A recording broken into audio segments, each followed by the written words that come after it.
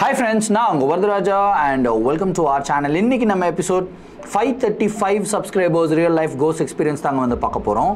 உங்களுடைய வாழ்க்கையில நீங்க யாரையாவது அசிங்கப்படுத்தி இருக்கீங்களா? அவமானப்படுத்திருக்கீங்களா?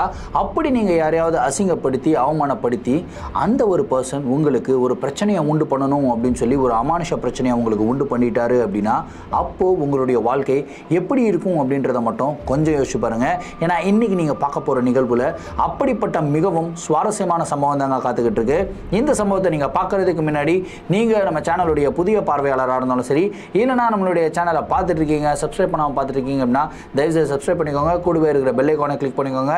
அப்பதான் எவ்ரி ஆல்டர்னேட்டிவ் டே போடுற வீடியோ உங்களால் உடனே பார்க்க முடியும். இப்போ வாங்க ஸ்ட்ரெயிட்டா வீடியோக்குள்ள போலாம்.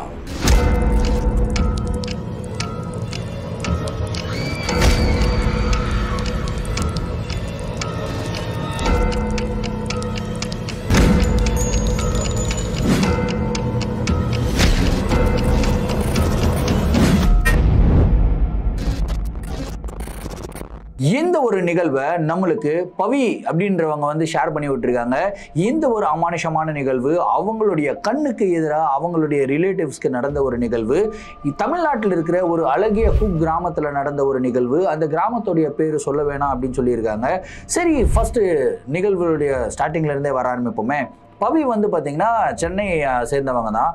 அவங்களுக்கு இந்த நிகழ்வு நடக்கும்போது ஒரு 10வது படிச்சுக்கிட்டு இருந்தாங்களாம். இப்போது அவங்க வந்து பார்த்திங்கன்னா காலேஜ் 3rd இயர் படிச்சுட்டு இருக்காங்க. ஸோ அந்த நிகழ்வப்போ இவங்க அவங்களுடைய ஊருக்கு போக வேண்டிய ஒரு சூழ்நிலை. இவங்களுடைய குடும்பத்தில், அதாவது பவியுடைய குடும்பத்தில் ஒட்டுமொத்தமாக அவங்க அம்மா, அப்பா, பவி, அதுக்கப்புறம் அவங்களுடைய தம்பி.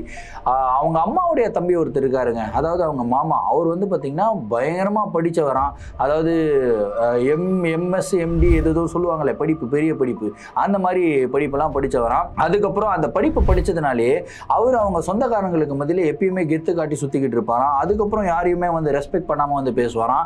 இன்ஃபேக்ட் அவருக்கு ஒரு சில மூட நம்பிக்கைகள் எல்லாமே வந்து பார்த்தீங்கன்னா மூட நம்பிக்கை அப்படின்னு சொல்லி நினச்சிக்கிட்டு அவர் எதுலேயுமே வந்து நாட்டமே காட்ட மாட்டாராம். அதாவது அவருக்கு ஏதாவது ஒன்று பிடிக்கல அப்படின்னா ஸ்ட்ரெயிட் ஃபார்வர்டாக இதெல்லாம் மூட நம்பிக்கைங்க, இதெல்லாம் ஏங்க இதெல்லாம் பண்ணிட்டு இருக்கீங்க, இது பண்ணால் இப்படி ஆகிடுமா, சயின்ஸில் என்ன சொல்கிறாங்க தெரியுமா அப்படின்னு சொல்லி பேசுவாங்க இல்லையா, அந்த மாதிரி ஒரு பர்சன் அவரு. ஸோ இவருக்கும் அந்த வில்லேஜ் லைஃப் ஸ்டைலுக்கும் செட்டே ஆகாது அப்படின்னு வந்து சொல்லுவாங்க. ஸோ அவங்க குடும்பத்தாரே வந்து சொல்லுவாங்க. ஆனால் இவங்களுடைய ரிலேட்டிவ்ஸ் எல்லாமே ஒரே வில்லேஜில் வந்து இருக்காங்க. ஸோ இப்படி ஒரு சூழ்நிலையில் இருக்கும்போது இவங்க ஃபேமிலி வந்து பார்த்திங்கன்னா அவங்களுடைய வில்லேஜுக்கு போக வேண்டிய ஒரு சூழ்நிலை ஏற்படுது. என்னன்னு கேட்டிங்கன்னா ஊரில் ஒரு சொந்தக்கார பெண்ணுக்கு வந்து கல்யாணம். அதுக்கப்புறம் அவங்களுடைய சொந்தக்காரங்க ஒருத்தங்களுக்கு வந்து பார்த்திங்கன்னா பெண் குழந்தை வந்து பிறந்திருக்கு. இன்ஃபேக்ட் அந்த குழந்தை பிறந்தது வந்து பல வருடங்கள் கழிச்சு, அவங்களுக்கு கல்யாணம் ஆகி கிட்டத்தட்ட 13 வருடங்கள் கழிச்சு அந்த ஒரு பெண் குழந்தை வந்து பிறந்திருக்கு. ஸோ 2 நிகழ்வுகளையுமே வந்து பார்த்திங்கன்னா சந்தோஷமான நிகழ்வு, எல்லா ஃபேமிலியும் வந்து கலந்துக்கணும் அப்படின்னு சொல்லி அழைப்பெல்லாமே வந்ததுங்க. ஸோ இந்த பவியோடைய அப்பா இருக்கார் இல்லையா, அவர் வந்து பார்த்திங்கன்னா இந்த ஃபேமிலி ரியூனியன்லாம் எப்போ வைப்பாங்க அப்படின்னு சொல்லி ரொம்ப வெயிட் பண்ணிட்டு இருப்பாராம். ஏன்னா அவருக்கு வந்து பாசம் ஜாஸ்தியாக, எல்லார் மேலேயும் பாசம் ஜாஸ்தியாக, எல்லாரும் கூடயும் ஒன்றி வாழணும் அப்படின்னு சொல்லி ஆசைப்படுற மாதிரி ஒரு பர்சன். ஸோ எல்லாருக்குமே டிக்கெட் புக் பண்ணிடுறாரு. டிக்கெட் புக் பண்ணும்போது இந்த மாமா இருக்கார் இல்லையா, மாமா கேரக்டர், ரொம்ப படித்த கேரக்டர், அவர் வந்து இல்லை நானாக வரல, எனக்கு I don't want to come அப்படின்லாம் வந்து சொல்கிறாரு. இல்லை நீங்கள் வாங்க, இந்த மாதிரி எல்லா சொந்தக்காரங்களுமே இருக்காங்க, அந்த இடத்துல ரொம்ப நல்ல ஃபெசிலிட்டிஸ் எல்லாம் இருக்கும், உங்களுக்கு எந்த பிரச்சனையும் இருக்காது, கிராமமாக இருந்தாலும் எல்லாமே நீட்டாக வச்சுருப்பாங்க, வாஷ்ரூம்ஸ் எல்லாம் கூட கட்டி வச்சுருக்காங்க அப்படின்லாம் சொல்லி சமாளித்து அதுக்கப்புறம் தான் கூட்டிகிட்டு போகிறாங்க. இன்ஃபேக்ட் அவங்க மாமாவை அங்கே கூட்டிகிட்டு போகிறதுக்கு உண்டான முக்கியமான காரணம் என்ன தெரியுமா, அவங்க மாமாவுக்கு வந்து இது வரைக்கும் கல்யாணம் ஆகலை, இப்பயும் வந்து அவர் பேச்சுலராக தான் சுற்றிக்கிட்டு இருக்காரு. வயசு வந்து ஒரு 26-27 ஆகிடுச்சு. இந்த பையனுக்கு ஒரு நல்ல பொண்ணாக பார்ப்போம், கிராமத்திலே நல்லா படித்த பெண்கள்லாம் இருக்காங்க, அவங்க வந்து பட்டணத்தில் வந்து வேலை பண்ணுறாங்க, அதில் ஒரு பெண்ணை பார்த்து இந்த மாதிரி அந்த ஃபங்க்ஷனில் எல்லா ரிலேட்டிவ்ஸுமே வருவாங்க இல்லையா, ஸோ எல்லாருக்கு மத்தியில் ஒரு நல்ல அழகான ஒரு பெண்ணை பார்த்து அதுக்கப்புறம் வந்து பேசி முடிச்சிடலாம் அப்படின்ற ஒரு ஐடியாவில் தான் பவியோடைய அப்பா வந்து அவங்க மாமாவுக்கும் டிக்கெட்டை புக் பண்ணுறாரு. ஸோ ஒட்டு மொத்தமாக இந்த 5 பேருமே வந்து பார்த்திங்கன்னா கிராமத்துக்கு கிளம்பி போகிறாங்க. ஸோ அங்கே போயிட்டு செம்ம என்ஜாய்மெண்ட். இன்ஃபேக்ட் பவியோட ஏஜ் குரூப்ல கிட்டத்தட்ட ஒரு 10-15 பசங்க இருக்காங்களாம். எல்லாருமே சேர்ந்து பயங்கர ஜாலியாக வந்து விளையாடிக்கிட்டு இருக்காங்க. சரி, கிராமத்தில் இவங்க யாருடைய வீட்டுக்கு போய் ஸ்டே பண்றாங்கன்னு கேட்டிங்கன்னா பவியோடைய பாட்டி வீடு, அதாவது அவங்க அப்பாவுடைய அம்மா வீட்டுக்கு தான் வந்து போய் ஸ்டே பண்றாங்க. ஸோ அந்த வீட்டில் யார் யார் இருக்காங்கன்னு கேட்டிங்கன்னா பவியோடைய தாத்தா பாட்டி இருக்காங்க, அதுக்கப்புறம் பவியோடைய பெரியப்பா பெரியம்மா இருக்காங்க, அதாவது அவங்க அப்பாவுடைய அண்ணன் அவங்க அப்பாவுடைய அண்ணி வந்து இருக்காங்க. இதில் இன்னொரு கேட்ச் என்னன்னு கேட்டிங்கன்னா அவங்க அத்தையும் வந்து இருக்காங்க. அத்தை வந்து பார்த்தீங்கன்னா அவங்க பாட்டிக்கு வந்து சொந்த பொண்ணு கிடையாது, அவங்க வந்து பார்த்தீங்கன்னா ஒரு மூத்தாருடைய பொண்ணு அப்படின்னு சொல்லலாம். அதாவது அவங்க பாட்டி வந்து பார்த்தீங்கன்னா 2ஆம் தரமாக கல்யாணம் பண்ணி வந்தாங்க அவங்க தாத்தாவை. ஸோ கல்யாணம் பண்ணும்போதே அவங்க தாத்தாவுக்கு வந்து அந்த பெண் வந்து இருக்காங்க. அவங்களுக்கு வந்து கல்யாணம் ஆயிடுச்சு. அவங்க வந்து கல்யாணம் ஆகி அவங்களுடைய கணவர் இறந்து அவங்க வந்து பார்த்திங்கன்னா இவங்களுடைய வீட்டிலே தான் வந்து இருக்காங்க. இவங்க 2 பேருக்கு நடுவில் சின்னதாக அடிக்கடி வந்து கோல்டு வார் போயிட்டே இருக்கும். அவங்க அத்தைக்கும் அவங்களுடைய பாட்டிக்குமே வந்து செட் ஆகாதான். இன்ஃபேக்ட் நிறைய பிரச்சனைகள்லாம் கிடையாது, ஆனால் ஏதோ ஒரு சின்ன சின்ன பிரச்சனைகள் வந்து போயிட்டே இருக்கும். இப்படி தான் அவங்களுடைய ஃபேமிலி அட்மாஸ்பியர் வந்து இருந்ததுங்க. ஸோ இவங்க எல்லாரும் அங்கே போய் இறங்குறாங்க. பவியும் ஜாலியாக அவங்களுடைய ஃப்ரெண்ட்ஸ் கூட வந்து என்ஜாய் பண்ணிக்கிட்டு இருக்காங்க. நைட்டு எல்லாம் விளையாடிக்கிட்டே இருக்கும்போது அவங்க மாமா வந்து கூட வராருங்க. அவங்க மாமா வந்து நானும் விளையாட வரேன் அப்படின்னு சொல்லிட்டு பசங்களா ஜாயின் பண்ணி அவர் வந்து விளையாடுறாரு. அதுக்கப்புறம் அவர் படித்த ஒரு சில விஷயங்கள் எல்லாமே சொல்லி கொடுக்குறாரு. குறிப்பாக அவர் வந்து சயின்ஸ் ஸ்டூடெண்ட் அப்படின்றதுனால சயின்ஸை பற்றி நிறைய விஷயங்கள் எல்லாம் அவர் வந்து பேச ஆரம்பிக்கிறாரு. அந்த பசங்களுக்கு கொஞ்சம் போர் அடிக்குது. மாமா ஜாலியாக விளையாடுற நேரத்தில் என்ன மாமா நீ படிப்புன்னு போ மாமா அப்படின்னு வந்து சொல்கிறாங்க. இல்லைம்மா இதெல்லாம் கற்றுக்கோ அப்படின்னு சொல்லிட்டு அவர் வற்புறுத்தி வந்து எல்லா பசங்களையும் டார்ச்சர் பண்ணிக்கிட்டு இருக்காருங்க. இதுக்கு நடுவில் அந்த இடத்துல ஒரு சாமியார் மாதிரி ஒரு பர்சன் வந்து வராரு. அவர் வந்து ஒரு காவி உடை வந்து அணிஞ்சிருக்காருங்க. அதுக்கப்புறம் பார்க்கறதுக்கே வந்து ஒரு தெய்வீக கலை அவருடைய முகத்தில் வந்து இருக்கு. அவர் அப்படியே நடந்து வந்துகிட்டு இருக்கும்போது கரெக்டாக இவங்களுடைய வீட்டு வாசலில் வந்து நிற்கிறாரு. ஸோ பசங்க எல்லாமே வந்து சாமி சாமி சாமின்றாங்க. எல்லாருக்குமே வந்து ஆசீர்வாதம் கொடுக்குறாருங்க. அங்கே அவங்க மாமாவும் நின்றுக்கிட்டு இருக்காரு. அவரை பற்றி தான் தெரியுமே, இந்த மாதிரி இந்த சாமியார்கள்லாம் பார்த்தா அவருக்கு வந்து பிடிக்காது. அவர் வந்து பார்த்தீங்கன்னா என்ன இந்த மாதிரிலாம் வந்திருக்கீங்க, ஓ மேன் ஓல்டு மேன் அப்படின்னு வந்து சொல்லுவாராம். அந்த மாதிரி ஒரு பர்சன். ஸோ அந்த சாமியாரை பார்த்த உடனே இவர் வந்து முகம் சொல்லிக்கிறாரு, இந்த பக்கம் திரும்பிக்கிறாரு. சாமியார் வந்து நேராக அவர்கிட்ட வந்து போகிறாருங்க. போயிட்டு தம்பி உங்களுக்கு ஏதாவது ஒரு ஆசீர்வாதம் வேணுமா அப்படின்னு சொல்லி கேட்குறாரு. ஹேய் ஓல்ட் மேன், உனக்கு நீ ஆசீர்வாதம் பண்ணி தான் நான் பெரிய ஆள் ஆகணுமா? நான் ஆல்ரெடி பெரிய ஆள் மேன், நான் கிட்டத்தட்ட 1 லட்சம் ரூபாய் மேலே சம்பாதிக்கிறேன் மேன் அப்படின்ற மாதிரிலாம் பேசிக்கிட்டு இருக்காரு. அந்த சாமியார் பார்க்குறாரு, பார்த்துட்டு சிரிக்கிறாரு. அப்படியாப்பா, சரிப்பா, நான் இந்த பக்கம் வழியாக போனேன், உங்கள் கையில் எது இருக்குதோ அது வந்து கொடுங்கப்பா, உங்களால் என்ன முடியுமோ அது வந்து எனக்கு கொடுங்க அப்படின்னு சொல்லி கேட்குறாரு. ஹே மேன், பிச்சை எடுக்காத மேன், போ மேன் அப்படின்னு வந்து சொல்கிறாரு. அதுக்கும் அந்த சாமியார் வந்து பார்த்திங்கன்னா சிரிச்சுக்கிட்டே, நான் பிச்சை எடுக்கலப்பா, இது வந்து காணிக்கையாக வந்து கேட்குறேன், பசங்க எல்லாருக்கும் ஆசீர்வாதம் பண்ணியிருக்கேன், இந்த பக்கம் வந்து போயிட்டுருக்கேன், என்னை பார்த்தவங்க கிட்ட நான் காணிக்கை கேட்குறது ஒரு வழக்கம், நான் வந்து இதுதான் கொடுக்கணும், காசு கொடு பணம் கொடுனாலாம் எதுவுமே கேட்கலப்பா, ஒரு பிடி அரிசி கொடுத்தா கூட எனக்கு சந்தோஷம்தான், உன்னால் என்ன முடியுமோ அது எனக்கு கொடு, உன்னோட மனசில் என்ன இருக்கோ அது வந்து எனக்கு கொடு அப்படின்னு வந்து சொல்கிறாருங்க. ரொம்ப ரிக்வஸ்ட்டாக தான் அவர் வந்து கேட்குறாரு. அதுக்கும் அவங்க மாமா வந்து பார்த்திங்கன்னா ரொம்ப அட்ராசியஸாக பதில் சொல்கிறது. ஏய் சொல்லிக்கிட்டே இருக்கேன், பிச்சைக்கார மாதிரி வந்து நின்று கேட்டுக்கிட்டு இருக்கேன், போமேன் பிச்சைக்கார நாய் அப்படின்னு வந்து சொல்லிட்டாருங்க. இந்த ஒரு பிச்சைக்கார நாய் அப்படின்ற ஒரு வார்த்தை சொன்னார் தெரியுமா, அப்போது அந்த சாமியாருடைய ஃபேஸ் லைட்டாக மாறுது. அவர் சிரிச்சுக்கிட்டு இருந்தவர் அப்படியே சிரிப்பை அடக்கிட்டு அப்படியே சைலண்ட்டாக அவரே பார்க்குறாருங்க. பார்த்த உடனே அவர் சரி ஓகேப்பா பிரச்சனை இல்லை, இங்கேருந்து கிளம்புறேன் அப்படின்னு சொல்லிட்டு அவர் வந்து கிளம்புறாருங்க. ஆனால் கிளம்புறதுக்கு முன்னாடி ஒரு வேலையை பார்த்து விட்டு போகிறாரு. என்னன்னு கேட்டிங்கன்னா, அவர்கிட்ட ஒரு இந்த தீர்த்தம் மாதிரி ஒரு இருந்ததுங்க. அந்த தீர்த்தத்தை கையில் தெளிக்கிறாருங்க. கையில் தெளிச்சுட்டு அப்படியே அந்த இடத்துல தெளிச்சு விட்றாரு. அந்த வீட்டு மேலே தெளிச்சு விட்டு அவர் வந்து போயிடுறாரு. கரெக்டாக அவர் வீட்டு மேலே தெளிக்கும் போது வந்து பார்த்திங்கன்னா வீட்டுக்குள்ளேருந்து அவங்க பவியோடைய பாட்டியும் அவங்க அத்தையும் வந்து வெளியே வராங்க. அவங்க மேலேயும் தீர்த்தம் வந்து பட்டுருது. அவர் வந்து கிளம்பி போயிடுறாரு. ஏய் மேன், என்ன இந்த மாதிரிலாம் பண்ணிக்கிட்டு இருக்க, போ மேன் அப்படின்னு வந்து சொல்கிறாரு. அவரும் கிளம்பி போயிடுறாருங்க. அவங்க பாட்டியும் அவங்க அத்தையும், அதாவது பவியோட பாட்டியும் அத்தையும் வந்து இவர்கிட்ட கேட்குறாங்க, அப்பா என்னப்பா ஆச்சு, ஏன்ப்பா சாமியாரை அனுப்பிச்சிங்க, என்னாச்சு அப்படின்னு வந்து கேட்குறாங்க. இல்லை வந்து பிச்சை கேட்குறான், அந்த நைட்டில் வந்து இந்த மாதிரி பண்ணா எனக்கு ரொம்ப பிடிக்காது, இது எனக்கு பிடிக்கல, கிளம்புன்னு சொல்லிட்டேன் அப்படின்னு வந்து சொல்கிறாரு. எப்பா அந்த மாதிரிலாம் சாமிங்களெல்லாம் அனுப்பக்கூடாதுப்பா, அவர் என்ன கேட்டார், ஏதோ காசு கீசு கேட்டாரா அப்படின்னு கேட்குறாங்க. இல்லை கையில் எது இருந்தாலும் கொடு, எனக்கு பிரச்சனை இல்லை, ஒரு பிடி அரிசி இருந்தாலும் கொடு அப்படின்னலாம் வந்து சொல்கிறான். எனக்கு இது பிடிக்கல, எனக்கு இதிலெல்லாம் நம்பிக்கை இல்லை அப்படின்னு வந்து சொல்கிறாரு. எப்பா அந்த மாதிரிலாம் சொல்லக்கூடாதுப்பா அப்படின்னு சொல்லி எவ்வளவோ அவங்களும் புரிய வைக்கிறாங்க. ஆனால் இவர் புரிஞ்சுக்கிற மாதிரி இல்லை. சரி நைட்டு ஒரு 11 மணி ஆகிடுச்சு. எல்லாரும் போய் படுக்க போங்க பசங்களா அப்படின்னு சொல்லி பசங்களெல்லாம் படுக்கிறதுக்கு காமிச்சிடுறாங்க. ஸோ இவங்களுமே வந்து வீட்டுக்குள்ளே போய் போய் படுத்து தூங்குறதுக்கு வந்து போயிடுறாங்க. ஸோ எல்லாமே நல்லா தான் போய்கிட்டு இருந்தது. அன்னைக்கு நைட்டு ஒரு 12 மணி வரைக்கும் 12 மணி அளவில் பவியோட பாட்டி வந்து பார்த்தீங்கன்னா பாத்ரூம் வந்துடுது அவங்களுக்கு. சரி டாய்லெட் போவோம் அப்படின்னு சொல்லிட்டு இவங்க என்ன பண்ணுறாங்கன்னா எழுந்துக்கிறாங்க. எழுந்து அப்படியே தூக்க கலக்கத்தில் அப்படியே தடுமாறி வந்து டாய்லெட்டுக்கு வந்து போகிறாங்க. டாய்லெட்டுடைய கதவை ஓப்பன் பண்ணிவிட்டு உள்ளே போகிறாங்க. உள்ளே போயிட்டு காலை வச்ச உடனே அந்த இடத்துல பயங்கரமாக வலிக்கி விட்டு கீழே விழுகிறாங்க. கீழே விழுந்ததில் அவங்களுக்கு கையில் செம்மையாக கத்துறாங்க. ஐயோ என்னடா இப்படி கத்துறாங்களே அப்படின்னு சொல்லி அந்த வீட்டில் இருந்த எல்லாருமே பதறி அடிச்சுக்கிட்டு உள்ளே போய் பார்த்தா அவங்க பாட்டியை வந்து பார்த்திங்கன்னா வலிக்கி விட்டு கீழே விழுந்திருக்காங்க. கையில் வந்து செம்ம அடி. நல்ல வேலை வந்து பார்த்திங்கன்னா அவங்களுக்கு ஃப்ராக்சர் இல்லை. என்னது இது எப்படி வலிக்கி விழுந்தீங்க அப்படின்னு சொல்லி பாத்ரூமை பார்த்தா பாத்ரூமில் யாரோ எண்ணெயை கொட்டி விட்டுருக்காங்க. என்னடா இது எண்ணெயை கொட்டி விட்டுருக்காங்களே. அவங்க தாத்தா வந்து சொல்கிறாரு, இப்போ தான் நான் ஒரு 10 நிமிஷத்துக்கு முன்னாடி வந்து போனேன், இங்கே எண்ணெய்லாம் எதுவுமே கிடையாது, அதுக்கு நடுவில் யாராவது பாத்ரூம் யூஸ் பண்ணீங்களா அப்படின்னு சொல்லி கேட்குறாரு. எல்லாரும் அதாவது குடும்பத்தில் இருக்கிற எல்லாருமே சொல்கிறாங்க இல்லை யாருமே யூஸ் பண்ணல அப்படின்னு சொல்கிறாங்க. அப்புறம் எப்படி இந்த இடத்துல எண்ணெய் கொட்டி இருந்தது அப்படின்னு சொல்லிட்டு அவங்க பாட்டியை வந்து அப்படியே கை தாங்கலாம் எல்லாரும் பிடிச்சி தூக்குறாங்க. தூக்கிட்டு எடுத்துகிட்டு போயிட்டு படுக்க வச்சிடுறாங்க. சரி கொஞ்சம் ரெஸ்ட் எடுங்க அப்படின்னு சொல்லிட்டு போயிடுறாங்க. ஸோ இப்படியே வந்து நடக்குதுங்க. அவங்க பாட்டி வந்து படுத்துக்கிட்டு இருக்காங்க பெட்டில். அவங்களுக்கு வந்து தூக்கம் சுத்தமாக வரல.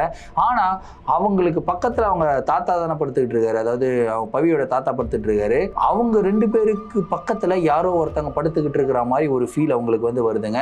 அந்த யாரோ ஒருத்தவங்க வந்து பவியோடைய பாட்டியை அப்படியே வந்து உத்து பார்த்துக்கிட்டு இருக்க மாதிரி ஒரு ஃபீல் அவங்களுக்கு வருது. இதெல்லாம் நினைச்சு அவங்களுக்கு வந்து மனசு வந்து பார்த்தீங்கன்னா படப்படம் நடிக்க ஆரம்பிக்குது. அவங்களுடைய ஹஸ்பண்ட் எழுப்புறாங்க, அதாவது பவியோடைய தாத்தாவை எழுப்புறாங்க. எழுப்பி எனக்கு இந்த மாதிரிலாம் ஃபீல் ஆகுதுங்க, ஒரு மாதிரி யாரோ இருக்கிற மாதிரியே இருக்கு, யாரோ என்னை கூப்பிடுற மாதிரியே இருக்கு அப்படின்னு சொல்லி அவங்க வந்து ஃபீல் பண்றாங்க. அதுக்கு அவங்க தாத்தா சொல்றாரு, என்ன இந்த மாதிரிலாம் பண்ணாத, கம்முன்னு படு, ஏன் இந்த மாதிரிலாம் பயப்பட்டுக்கிட்டு இருக்கு, அந்த மாதிரிலாம் ஒன்றும் இல்லை, நீ பாத்ரூமில் வலிக்கி விழுந்ததுலேருந்தே உனக்கு வந்து நேரம் சரியில்லாமல் தான் இருக்குது, கம்முன்னு படு, காலையில் எல்லாம் சரியாயிடும் அப்படின்னு சொல்லிட்டு படுக்க வைக்கிறாரு. ஆனால் அவங்களுக்கு ஏதோ ஒரு ஃபீலிங், யாரோ வந்து அவங்களுடைய காலை பிடிக்கிற மாதிரி, யாரோ அவங்களுடைய காலை பிடிச்சி இழுக்கிற மாதிரி, யாரோ இவங்களுடைய நெஞ்சு மேலே ஏறி வந்து உட்கார்ற மாதிரி, இவங்களுடைய கழுத்தை அமுக்க ட்ரை பண்ணுற மாதிரி நிறையா விஷயங்கள் வந்து இவங்களுக்கு வந்து நடந்துக்கிட்டே இருக்கு. இந்த மாதிரி அமானுஷமான நிகழ்வுகள் கிராமத்தில் வந்து நிறைய கேள்விப்பட்டிருக்காங்க. இவங்களுமே வந்து பார்த்திங்கன்னா வயதானவங்க, கொஞ்சம் 60 வயசு இருக்கும். ஸோ அந்த வயசில் வந்து நிறைய அனுபவங்களை வந்து பார்த்துருப்பாங்க, நிறைய விஷயங்கள் இதை பற்றி கேள்விப்பட்டிருப்பாங்க. ஏதோ ஒரு அமானுஷ சக்தி வீட்டுக்குள்ளே வந்துருச்சு போல இருக்கு, ஐயோ கல்யாணம் வேற வச்சுருக்கோம், அதுக்கப்புறம் இந்த குழந்தைக்கு வேற பேர் வைக்கிற ஃபங்க்ஷன் வேறு வச்சுருக்கோம், இந்த மாதிரி எல்லா ஃபங்க்ஷனையும் வச்சுக்கிட்டு இந்த மாதிரிலாம் பண்ணால் எப்படி, இந்த மாதிரிலாம் இருந்தால் எப்படி, இருக்கக்கூடாது, யாருக்கும் எந்த அஃபெக்டும் வரக்கூடாதுன்னு சொல்லிட்டு நேராக போகிறாங்க. அவங்க சாமி ரூம்குள்ளே என்டர் ஆகுறாங்க. அந்த சாமி ரூம்குள்ளே இவங்களால என்டர் ஆக முடியல. ஏதோ ஒரு சக்தி இவங்களை சாமி ரூமுக்குள்ளே என்டர் ஆகிறதுலேருந்து தடுக்குது அப்படின்றத மட்டும் தெரிஞ்சுக்கிறாங்க. அதுக்கப்புறம் அப்பா ஆண்டவா எல்லாம் வந்து உன்னுடைய செயல்பா அப்படின்னு சொல்லிட்டு வந்து நீ தான் எங்களை காப்பாற்றணும்னு வேண்டிட்டு கம்முன்னு வந்து படுத்துக்கிறாங்க. அன்னைக்கு நைட் இப்படியே முடிஞ்சிருதுங்க. ஸோ அடுத்த நாள் ஒரு பூஜை பண்ணணும். வீட்டில் வந்து பூஜை பண்ணால் அவங்க பவியுடைய தாத்தா இருக்கார் இல்லையா, அவருக்கு வந்து பார்த்திங்கன்னா சாமி வருமா, சாமி வந்து அருள் சொல்லுவாராம். எப்போ வந்து பூஜை பண்ணாலும் சாமி வந்துடும் அவருக்கு. அந்த மாதிரி பூஜை பண்ணிக்கிட்டே இருக்கும்போது அவருக்கு இந்த தடவை சாமி வரவே இல்லை. ரொம்ப நார்மலாக இருக்கார். இவங்க எல்லாருமே வந்து அவரையே பார்த்துட்டு இருக்காங்க. அவர் வந்து என்ன ஏன் எல்லாருமே என்னைய பார்த்துக்கிட்டு இருக்கீங்க அப்படின்னு சொல்லி கேட்குறாரு. இல்லை தாத்தா ஒன்றும் இல்லை அப்படின்றாங்க. அதுக்கப்புறம் அப்படியே பூஜையை முடிக்கிறாங்க. பூஜையை முடிச்சுட்டு அவங்களுடைய வேலையை பார்த்துக்கிட்டு இருக்காங்க. இதில் டிஃப்ரெண்ட்டாக ஒரு விஷயத்த வந்து பவி நோட் பண்ணுறாங்க. என்னென்னா அவங்க அத்தை இருக்காங்கல்ல, அவங்க அத்தை வந்து ரொம்ப டிஃப்ரெண்ட்டாக ஒரு மூலையில் வந்து உட்காந்துக்கிட்டு இருக்காங்க. சாமி கும்பிட்றதுக்கு கூட அவங்க வரல அப்படின்ற ஒரு மேட்ரை வந்து இவங்க பார்க்குறாங்க.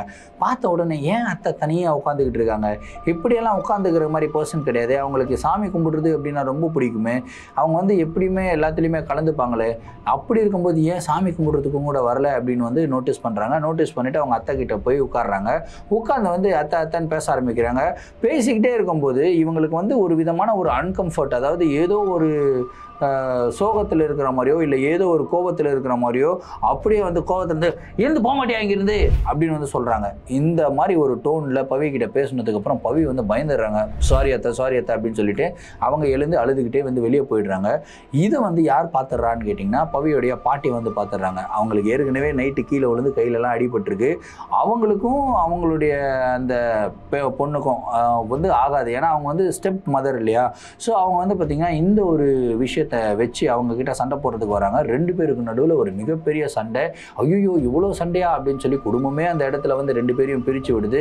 அவ்வளோதான் உன்னை காலி பண்ணிடுவேன் பாரு அப்படின்னு சொல்லி அவங்க அத்தையும் சொல்கிறாங்க. இன்ஃபேக்ட் அவங்க பாட்டியும் உன்னை நான் காலி பண்ணிடுவேன் பாரு அப்படின்னு சொல்லிட்டு அவங்களும் வந்து சொல்கிறாங்க. ஸோ நல்ல காரியம் நடக்கும்போது ஏன் இந்த மாதிரியெல்லாம் அபசகுணமாக பேசிக்கிட்டு இருக்கீங்க, இப்படிலாம் பேசாதீங்க அப்படின்னு சொல்லி குடும்பத்தில் இருக்கிறவங்க எல்லாருமே அவங்க 2 பேரையும் சாந்தப்படுத்தி 2 பேரையும் அப்புறப்படுத்துகிறாங்க. அதுக்கப்புறம் அன்றைக்கி நைட்டு இப்படியே போகுதுங்க. நைட்டு வரைக்கும் 2 பேருமே வந்து பார்த்தீங்கன்னா இப்படி பார்த்தா இப்படி திருப்பிக்கிறாங்க. அந்த மாதிரி ஒரு சூழ்நிலை தான் 2 பேருக்கு நடுவில். நைட்டு எல்லாருமே படுக்க போயிடுறாங்க. அவங்க அத்தையும் அவங்களுடைய ரூமில் போய் படுக்க போயிடுறாங்க. அவங்க அத்தை நல்லா டீப் ஸ்லீப்பில் இருக்கும்போது நேற்று நைட்டு அவங்களுடைய ஸ்டெப் மதருக்கு, அதாவது பவியுடைய பாட்டிக்கு என்னென்ன மாதிரி நிகழ்வுகள் நடந்ததோ ஒன்றா நடக்க ஆரம்பிச்சுது. ஸோ அவங்க அத்தைக்கு வந்து தனி ரூம், அவங்க தனியாக தான் படுத்திருப்பாங்களா, அவங்க ரூமில் யாருமே இருக்க மாட்டாங்களா. ஆனால் அவங்களுடைய பெட்டில் இவங்களை தவிர வேற யாரோ இருக்கிற மாதிரி ஒரு ஃபீல் வந்து உண்டாயிருக்குங்க. அதுக்கப்புறம் இவங்க முழிச்சு பார்க்கும்போது யாரோ அங்கே உட்காந்துக்கிட்டு இருக்க மாதிரி, அதாவது பெட்டோடைய கார்னரில் உட்காந்துக்கிட்டு இருக்க மாதிரி, உட்காந்துக்கிட்டு இருக்கிறது ஒரு பெண்ணுடைய உருவம் மாதிரி இவங்களுக்கு வந்து தெரிஞ்சிருக்கு. இவங்க கண்ணை நல்லா தேய்ச்சிட்டு இப்படி பார்க்குறாங்க. பார்த்தா வந்து அந்த இடத்துல யாருமே இல்லை. சரி யாருமே இல்லை அப்படின்னு சொல்லி திரும்பியும் படுத்துக்கிறாங்க. ஒரு மார்ச் ஏப்ரல் டைம் இருக்கும் அப்படின்றாங்க. ஸோ நார்மலாகவே நம்ம ஊரில் மார்ச் ஏப்ரல் அப்படின்னா கொஞ்சம் வெயில் காலம் அப்படின்னு சொல்லுவாங்க இல்லையா. ஸோ டெம்பரேச்சர் அதிகமாக இருக்குது. அந்த இடத்துல ஏசி கிடையாது, அவங்க ரூமில் ஏசிலாம் கிடையாது. சரி ஜன்னலெல்லாம் திறந்து வச்சுட்டு தூங்குவோம் அப்படின்னு சொல்லிட்டு ஜன்னலெல்லாம் திறந்து வைக்கிறாங்க. ஜன்னல் திறந்தால் நார்மலாக சில்லான ஒரு காற்று வரணும்ல, ரூமுக்குள்ளேயும் ஒரு சூடான ஒரு காற்று வருது. காற்று கூட சேர்ந்து யாரோ சிரிக்கிற மாதிரி, அதாவது ஒரு பெண் சிரிக்கிற மாதிரி ஒரு சவுண்டு வந்து வருதுங்க. அந்த பெண் வந்து பார்த்திங்கன்னா கொலுசு போட்டு நடந்து வர மாதிரி ஒரு சவுண்டுமே வருது. என்னடா இந்த மாதிரி சவுண்ட் எல்லாமே வருது அப்படின்னு சொல்லிட்டு இவங்க என்ன பண்ணுறாங்கன்னா நேராக போகிறாங்க. சாமி ரூமுக்கு போயிட்டு விபூதி இட்டுட்டு அதுக்கப்புறம் வந்துடுறாங்க. வந்து திரும்பியும் வந்து படுத்துக்கிறாங்க. அதுக்கப்புறம் கொஞ்ச நேரத்துக்கு ஒரு அரை மணி நேரம் 1 மணி நேரத்துக்கு எந்த விதமான ஒரு பிரச்சனையும் இல்லாமல் நல்லா தூங்குறாங்க. நல்லா தூங்கிக்கிட்டே இருக்கும்போது திடீர்னு வந்து பார்த்திங்கன்னா அவங்களுடைய தலையெல்லாம் அரிக்க ஆரம்பிக்குது. என்னன்னா இது தலையெல்லாம் அரிக்குதே அப்படின்னு சொல்லிட்டு அவங்க வந்து அவங்களுடைய தலையை சொறிவாங்க இல்லையா, சொரிஞ்சிட்டு தூக்கத்திலே தலையை சொரிஞ்சிட்டு இப்படி எடுக்கிறாங்க. எடுக்கும்போது அவங்களுடைய கையில் முடி இருக்கிற மாதிரி ஒரு ஃபீல் பண்ணுறாங்க. என்னடா இது கையில் முடி இருக்கிற மாதிரி இருக்கே அப்படின்னு சொல்லிட்டு கண்ணை முழிச்சு இப்படி பார்க்குறாங்க. பார்த்தா அவங்களுடைய ஜடை இருக்கு இல்லையா, ஜடையை யாரோ கட் பண்ணியிருக்காங்க. ஜடை வந்து பார்த்திங்கன்னா அவங்களுடைய ஜடை அவங்களுடைய கையில் இருக்குது. இந்த ஜடையை பார்த்த உடனே அவங்க கத்துறாங்க. அவங்களுடைய கதறல் சவுண்டை கேட்டு எல்லாருமே ஓடி வராங்க.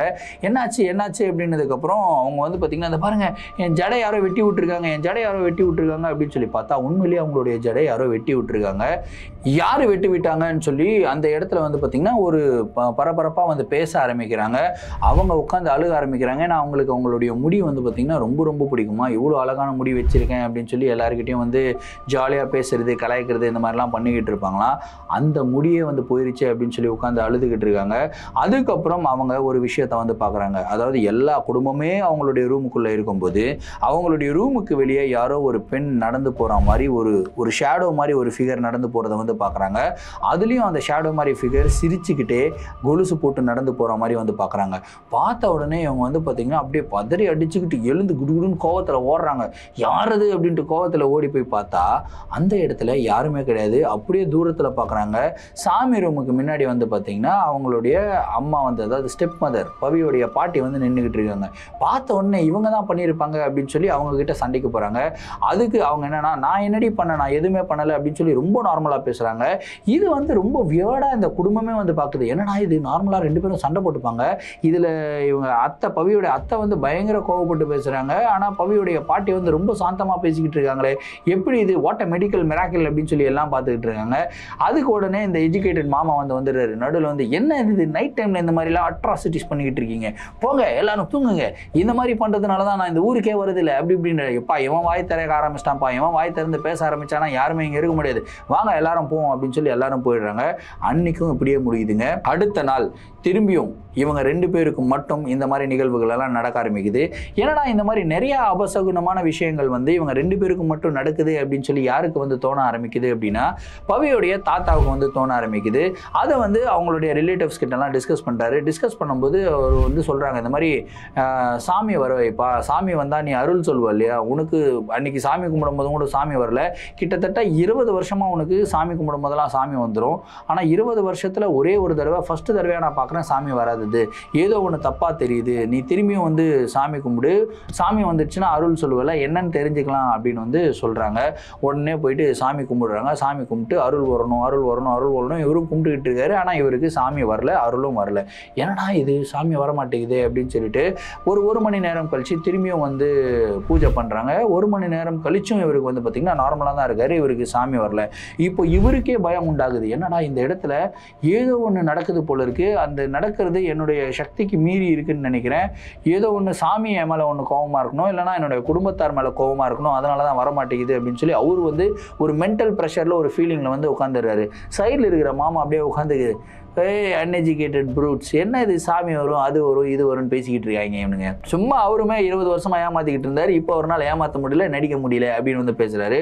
ஓங்கி விட்டாங்க பாரு ஒரு அரை. யாரு? பவியோட அம்மா வந்து அவங்க தம்பி தானே, ஓங்கி விட்டாங்க. என்னடா பேசிக்கிட்டு இருக்க, இந்த மாதிரிலாம் பேசிக்கிட்டு இருந்தா சிவில் கிவில்லாம் திருப்பிடுவேன், அவருடைய வயசு என்ன, அவருடைய எக்ஸ்பீரியன்ஸ் என்ன, அவர் எவ்வளோ பெரிய ஆள் தெரியுமாடா, கம்முன்னு இருடா அப்படின்றாங்க. ஓகே ஓகே சாரி அப்படின்ட்டு வந்து போயிடுறாருங்க. சரி இப்படியே வந்து போய்கிட்டு இருக்கு. அன்னைக்கு நைட் வருது. அன்னைக்கு நைட் வந்து பார்த்திங்கன்னா எல்லாருமே வந்து ஒரு ஃபெஸ்டிவல் மோடில் வந்து இருக்காங்க.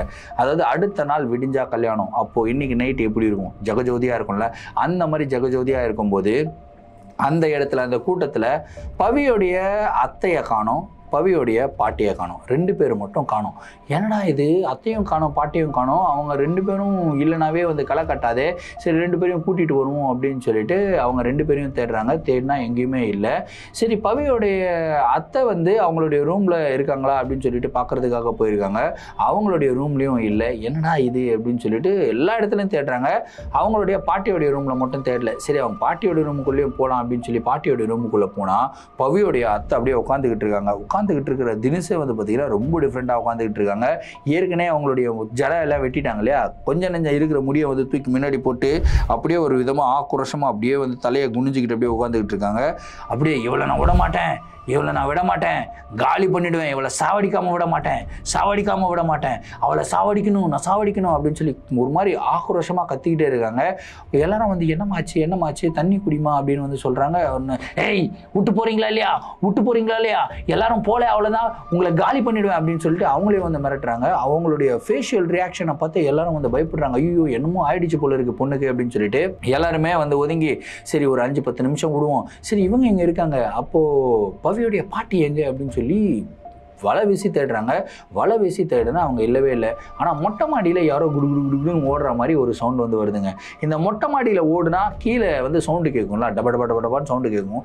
அந்த மாதிரி சவுண்டு கேட்கும்போது மொட்டை மாடியில் யாராவது இருக்காங்களோ அப்படின்னு சொல்லிட்டு அப்படியே போகிறாங்க. படிக்கட்டு வழியாக போகிறாங்க. மொட்டை மாடியில் வந்து கேட்டு போட்டு பூட்டு போட்டு வச்சுருக்காங்க. ஏன்னா நிறையா சின்ன பசங்களாம் இருக்காங்க.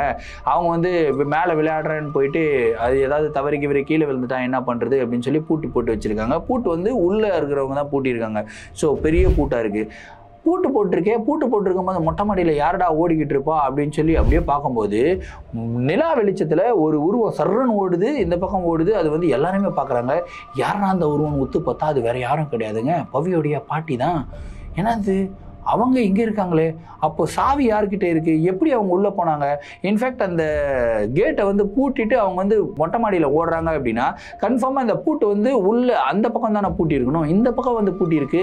சாவி யார்கிட்ட இருக்குது, சாவியை வச்சு ஓப்பன் பண்ணுங்க அப்படின்னும் போது சாவி வந்து அவங்க ஹஸ்பண்ட் கிட்ட, அதாவது அவங்க பவியோடைய தாத்தா கிட்ட தான் இருந்திருக்கு. இல்லை சாவி என்கிட்ட தான் இருக்கு, இந்த ஒரே சாவி தான் இருக்குது. அப்படி இருக்கும்போது யார் வந்து போயிருக்க முடியும், நானும் வந்து பூட்டலை, எப்படி இவ போனா அப்படின்னு சொல்லிட்டு ஒரு பயங்கர ஷாக்கு. சரி உடனடியாக வந்து அந்த கேட்டை ஓப்பன் பண்ணுங்கன்னு போயிட்டு அந்த பூட்டை வந்து திறக்கிறாங்க.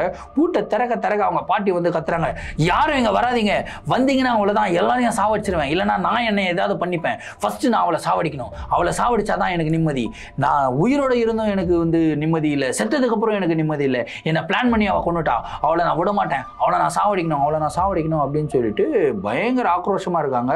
இந்த அவளை நான் சாவடிக்கணும்னு சொல்லிக்கிட்டே இருக்காங்களே அப்படின்னு சொல்லிட்டு குடும்பமே அப்படியே ஷாக்கிங் அப்படியே பார்த்துக்கிட்டு இருக்கும்போது அவங்க தாத்தா மட்டும் மெதுவாக நடந்து போகிறாருங்க. அப்படியே அவருடைய ஒய்ஃபை காம் டவுன் பண்ணுற மாதிரி அப்படியே வந்து அந்த பூட்டை ஓப்பன் பண்ணுறாரு. பூட்டை ஓப்பன் பண்ண அவங்க வந்து பார்த்திங்கன்னா இன்னும் பயங்கரமாக கத்துறாங்க. என்னடா இது இவ்வளோ பயங்கரமாக கத்துறாங்களே, இல்லைம்மா கொஞ்சம் சைலண்டாக இருமா அப்படின்னு சொல்லி அவர் சமாதானப்படுத்திக்கிட்டே இருக்காரு. ஆனால் பவியோடைய பாட்டி சமாதானமாகிற மாதிரி இல்லை, பயங்கர ஆக்ரோஷமாக கத்துறாங்க. திடீர்னு என்ன பண்ணுறாங்கன்னா அவங்க ஒரு 60 வயசுன்னு சொல்லியிருந்தேன் இல்லையா, ஸோ அவங்க வந்து அவ்வளோ ஸ்விஃப்டாக எபிலிட்டி அவ்வளோ ஓட மாட்டாங்க, ஓரளவுக்கு ஸ்லோவாக தான் நடப்பாங்க. இருப்பாங்களாம். ஏன்னா அவங்களுக்கு மூட்டு வலி பிரச்சனைலாம் இருக்குன்னு. திடீர்னு சர்றன்னு ஓடுறாங்க. அவர் இந்த கேட்டை திறக்கிறாரு, சர்றன்னு அவங்களும் அந்த சைட்லேருந்து ஓடுறாங்க. அந்த கேட்டுக்கு முன்னாடி நின்றுக்கிட்டு இருக்கோம், சர்றன்னு ஓடுறாங்க. ஓடி போய் அந்த காம்பவுண்ட் செவர் வந்து இவ்வளோ பெருசு இருக்குமா, நல்லா ஹைட்டாக தான் இருக்கும். அப்படியே ஜம்ப் பண்ணி அந்த காம்பவுண்ட் செவர் மேலே அப்படி உட்காடுறாங்களாம். உட்காந்து இந்த பக்கம் திரும்பி பார்த்து அவங்க வராதான்னு சொன்னா வந்துட்டியா, இப்போ பாரு நான் என்ன பண்ணுறேன் பாரு அப்படின்னு சொல்லிட்டு டப்புன்னு அங்கேருந்து குதிச்சிட்டாங்க. குதிச்ச உடனே பதறி அடிச்சுக்கிட்டு குடும்பமே ஓடிப்போ ஐயோ என்னாச்சு அப்படின்னு வந்து பார்த்தா நேராக போயிட்டு பட்டுன்னு லேண்ட் ஆகுறாங்க. அவங்களுடைய வயசு 60. யோசிச்சு பாருங்க, மொட்டை மாடி கிட்டத்தட்ட 2வது மாடியிலிருந்து குதிச்சிருக்காங்க. குதிச்சு அப்படியே லேண்ட் ஆகி அப்படியே நின்று இப்படி பார்க்குறாங்களாம். இப்படி பார்த்துட்டு நான் சாவ நினச்சியா, நான் சாவ மாட்டேன், அவளை சாவடிக்காம நான் சாவ மாட்டேன் அப்படின்னு சொல்லிட்டு ஃபாஸ்ட்டாக அப்படியே யூட்டர்ன் அடிச்சுட்டு வீட்டுக்குள்ளே வந்து ஓடி வராங்க. வீட்டுக்குள்ளே ஓடி வந்த உடனே எல்லாரும் துபுன்னு மொட்டை மாடியிலேருந்து கீழே ஓடுறாங்க. கீழே ஓடி அவங்களுடைய பாட்டியை கண்ட்ரோல் பண்ணலான்னு பார்த்தா அவங்க பாட்டியும் அவங்களுடைய அத்தையும், யார் பவியோடைய பாட்டியும் அத்தையும் வந்து ஃபேஸ் டு ஃபேஸ் நிற்கிறாங்க. 2 பேரும் அப்படியே வந்து கண்ணெல்லாம் அப்படியே சக்கச்ச வந்து ரொம்ப கோவப்பட்டு 2 பேரும் பயங்கர ஆக்ரோஷமாக சண்டை போட்டு உன்னை நான் விட மாட்டேன், உன்னை காலி பண்ண விட மாட்டேன் பாருன்னு சொல்லி தலைமுடியை பிடிச்சிக்கிட்டு செம்ம ஆட்டம், அந்த மாதிரி ஒரு பேய் ஆட்டம் வந்து ஆடுறாங்க. இப்போ அவங்க தாத்தா, அதை பவியோடைய தாத்தாக்கு வந்து ஒன்றும் புரியல. ஐயோ என்னடா பண்றது, எப்படிடா என்னுடைய பொண்ணை காப்பாத்துறதா இல்லை என்னுடைய மனைவியை காப்பாத்துறதா, 2 பேருக்கும் உள்ள ஒரு சில பிரச்சனைகள் வந்து இருக்கு, ஸ்டெப் டாட்டர் ஸ்டெப் மதர் அப்படின்றதுனால. ஆனால் இதெல்லாம் அவ்வளோ பெரிய பிரச்சனைகள் இல்லை, எப்பயுமே இந்த மாதிரிலாம் பிஹேவ் பண்ண மாட்டாங்க, ஆனால் இப்போ இப்படி பிஹேவ் பண்ணிக்கிறாங்களே அப்படின்னு சொல்லிட்டு அவர் வந்து உட்காந்து அழுதுகிட்டே இருக்காரு. அப்புறம் வந்து அவங்களுடைய சொந்தக்காரங்க எல்லாருமே இருக்காங்களே, ஏன்னா அடுத்த நாள் விடிஞ்சா கல்யாணம். ஸோ ஒருத்தர் வந்து எப்பா திரும்பியும் வந்து மனசார சாமியை வேண்டிக்கிட்டு நீ வந்து சாமி கும்பிடுப்பா, உனக்கு அருள் வந்தாதான் இது எல்லாமே சாந்தமாகும்னு நினைக்கிறேன், சாமி கும்பிடு அப்படின்றாங்க. உடனே அவர் என்ன பண்றாருன்னா சாமி கும்பிட்டுக்கிட்டே இருக்காரு. சூடம் வந்து ஒரு 4-5 சூடம் வச்சு நெருப்பு ஏற்றிடுறாருங்க. சூடம் தகதகான்னு எரியுதுங்க.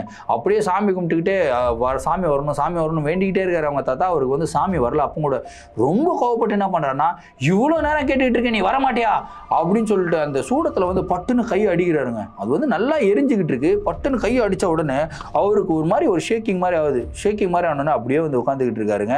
அப்படியே வந்து உட்காந்துக்கிட்டு இருக்காரு. குடும்பமே அப்படியே சைலண்டாக வந்து பார்த்துக்கிட்டு இருக்கு.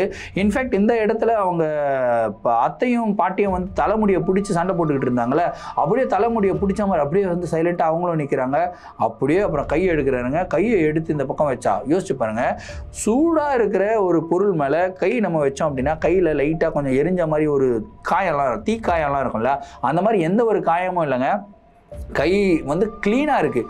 அவர் அப்படியே பார்க்குறாரு. பார்த்துட்டு யார் நீங்கள், எதுக்காக இங்கே வந்திருக்கீங்க அப்படின்னு வந்து கேட்குறாருங்க. இந்த ஒரு டோன் வந்த உடனே எல்லாருக்கும் தெரிஞ்சிச்சு இந்த மாதிரி சாமி வந்திருக்கு அப்படின்றது வந்து தெரிஞ்சுக்கிறாங்க. அந்த ஒரு டோன் வந்ததுக்கப்புறம் இந்த 2 பேரும், அதாவது அவருடைய ஒய்ஃபும் சரி அவருடைய பொண்ணும் சரி அப்படியே வந்து பம்புறாங்க. அப்படியே பயந்து போய் ஓரமாய் போய் உட்கார்றாங்க. நான் செத்துட்டேன், நான் செத்ததுக்கு காரணம் இவ தான் இந்த மாதிரி பிரச்சனை பண்ணா அப்படி இப்படின்ட்டு வந்து பேச ஆரம்பிக்கிறாங்க. என்னடா இது, யார் செத்துட்டா, இவங்க 2 பேரும் உயிரோட தான் இருக்காங்களே அப்படின்னு சொல்லி எல்லாருமே வந்து ஒரு விதமாக பயத்தோடு பார்த்துக்கிட்டு இருக்காங்க. பவியெல்லாம் 10வது படிக்கிற பொண்ணு, அப்போ எவ்வளோ பயத்தோடு பார்த்துக்கிட்டு இருப்பாங்கன்னு பாருங்க. அப்படியே பயத்தோடு அப்படியே பார்த்துக்கிட்டே இருக்கும்போது அப்போ திடீர்னு என்ன ஆச்சு அப்படின்னு வந்து சொல்கிறாங்க. அவங்க 2 பேரும் வந்து பொசஸ்ட் ஆகிருக்காங்க. அவங்க 2 பேருக்குள்ளேயும் ஒரு ஆன்மா வந்திருக்கு. அந்த ஆன்மா யாருடைய ஆன்மான்னு கேட்டிங்கன்னா, இதே மாதிரி ஒரு ஸ்டெப் மதர் அண்ட் ஸ்டெப் டாட்டருடைய ஆன்மா எங்க இருக்குன்னா, ஒரு 10 வீடு தள்ளி ஒரு வீடு இருந்ததுங்க. ஸோ அந்த வீட்டில் தான் அவங்க 2 பேருமே வசிச்சு வந்திருக்காங்க.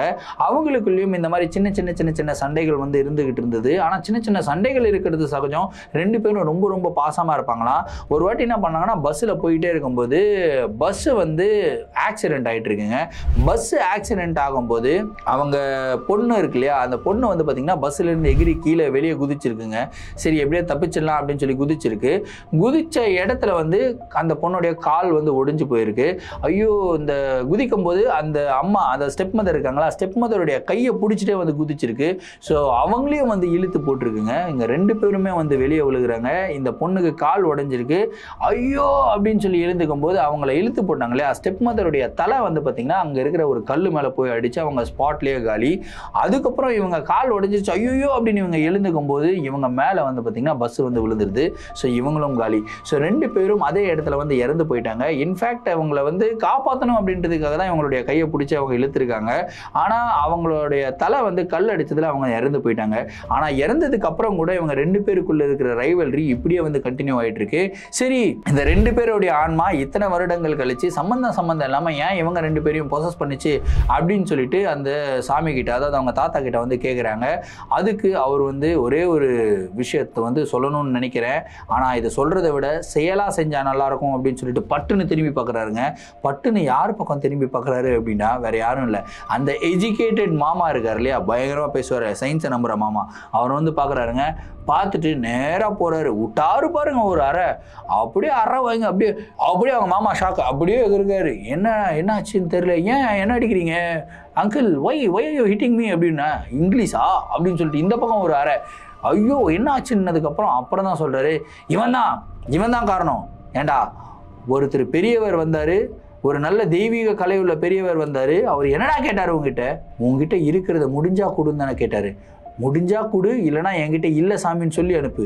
அது என்னடா பிச்சைக்கார நாயை அப்படி இப்படின்னு பேசுறது அப்படின்னு சொல்லிட்டு செம்ம அடி அடிக்கிறாருங்க. செம்ம வெளு.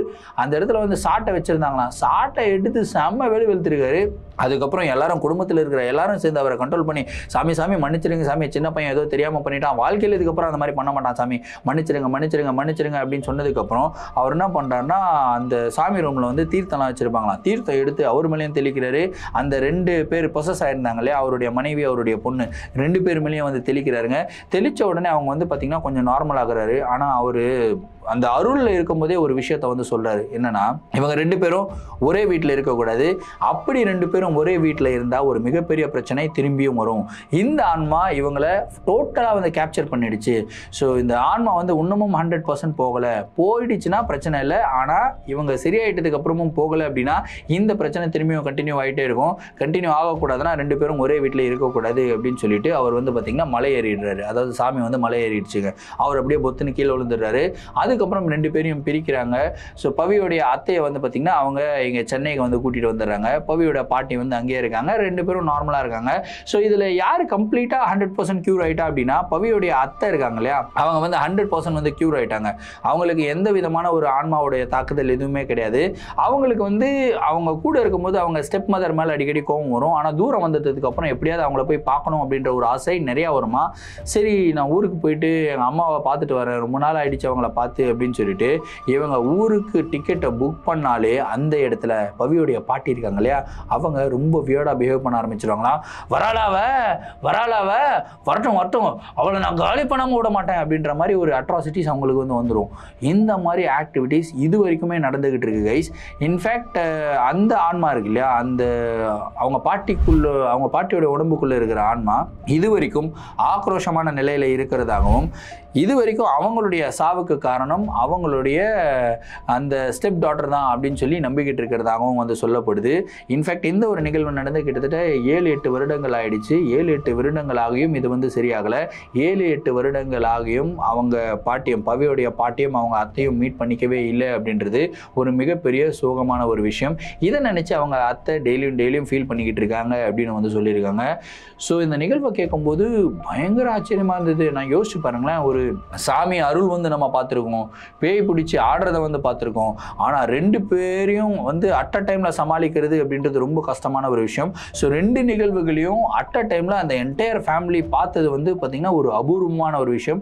அதை விட ரொம்ப சோகமான ஒரு விஷயம் என்னென்னா, அவங்க பவியோடைய அத்தையும் பாட்டியும் வந்து பேசிக்காதது தான். ஏன்னா அவங்களுக்குள்ள வந்து சின்ன சண்டைகள் அங்கே வரதான் செய்யும். ஒரு குடும்பம் அப்படின்னாலே வந்து சண்டை வரும், சச்சரவு வரும், எல்லாமே வந்து வரும். அதுக்கப்புறம் எல்லாருமே சமாதானம் ஆயிடுவாங்க.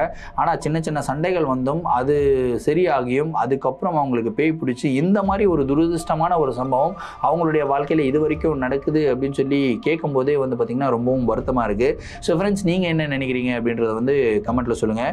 இதே மாதிரி உங்களுடைய வாழ்க்கையில் ஏதாவது அமானுஷமான நிகழ்வுகள் நடந்திருந்து அந்த நிகழ்வுகள் எங்கிட்ட ஷேர் பண்ணணும்னு நினச்சிங்கன்னா என்னுடைய இன்ஸ்டாகிராமில் ஃபாலோ பண்ணிவிட்டு என்னோட இன்ஸ்டாகிராமில் டிஎம் பண்ணுங்கள், இல்லை என்னுடைய மெயில் ஐடிக்கு மெயிலாக சென்ட் பண்ணிவிடுங்க. கண்டிப்பாக உங்களுடைய நிகழ்வுகளும் நம்மளுடைய சேனலில் வீடியோஸாக போடப்படும். மீண்டும் அடுத்த வீடியோவில் சந்திக்கும் வரை நான் உங்கள் Varadaraja, signing off. Thank you and bye.